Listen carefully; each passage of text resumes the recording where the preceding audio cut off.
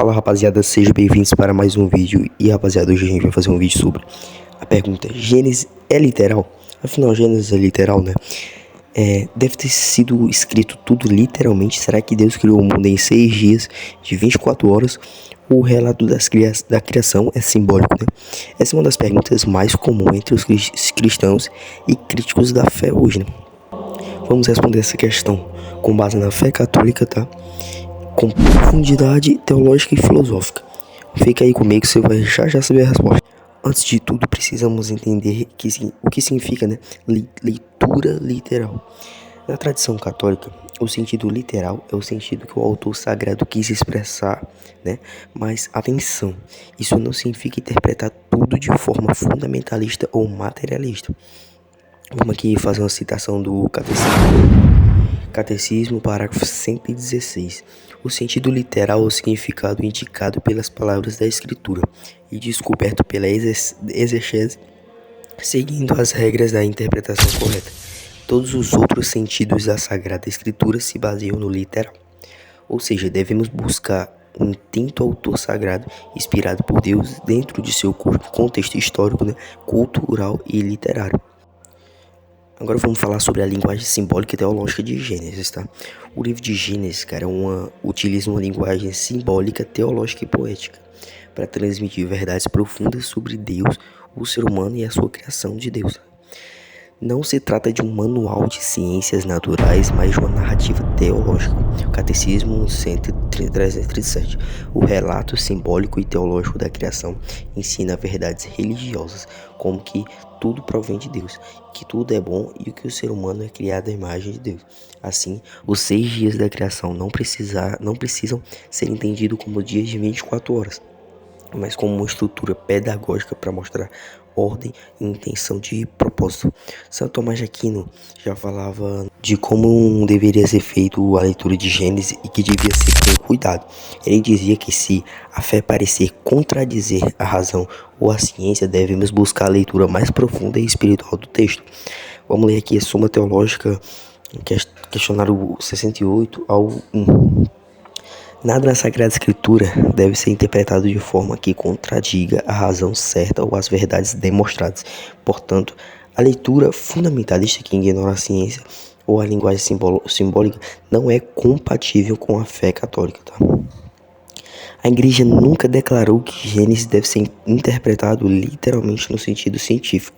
Pelo contrário, ela reconhece que a ciência pode ajudar a compreender melhor a obra da criação. Vamos ler aqui um documento do Papa Pio Humani Generis, em 1950. A Igreja não proíbe que, conforme o estado atual das ciências humanas e da teologia, se investigue sobre a doutrina do evolucionismo enquanto se busca a origem do corpo humano. Embora que eu não acredite 100% no evolucionismo, que a gente veio de uma bactéria, tá? Depois eu vou fazer um vídeo sobre isso. Catecismo 283 ao 284. A fé e a ciência nunca se contradizem, pois ambas provêm de Deus. O mistério da criação pode ser aprofundado à luz das descobertas científicas, sem perder seu valor. Assim, a teoria do Big Bang, claro, por exemplo, não é incompatível com a fé, mas a Igreja insiste, a alma humana é criada diretamente por Deus. Vamos aqui falar sobre o que Gênesis quer ensinar às pessoas, né? Nós. Se Gênesis não é um tratado científico, cara, o que é que ele quer nos ensinar?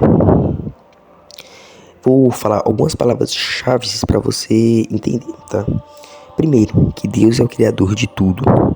Segundo, que a criação é boa e ordenada. Terceiro, o ser humano foi criado à imagem e semelhança de Deus. Quarto, o pecado entrou no mundo por escolha livre do homem. E quinto, Deus deseja restaurar a criação por meio da redenção. Catecismo 289. Entre todas as palavras da relação divina, os 3 primeiros capítulos do Gênesis ocupam um lugar único. São de uma grande profundidade teológica. Isso é o que está escrito no Catecismo. Agora vamos aqui mostrar, cara, o perigo do fundamentalismo, tá?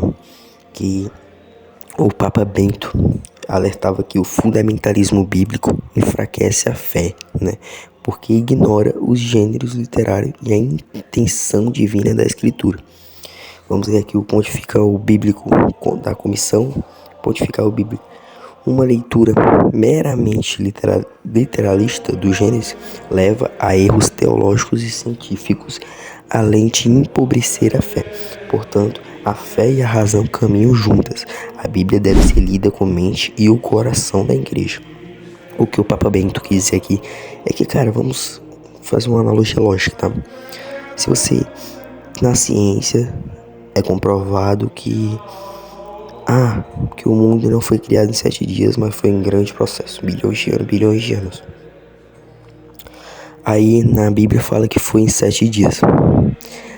O que o cara que tem a fé fraca vai ler que foi em 7 dias? Ou ele vai desacreditar da ciência, assim ele ia estar desacreditando da criação de Deus, ou ele vai desacreditar da palavra de Deus, que é a Bíblia, porque ele leu com fundamentalismo, entendeu?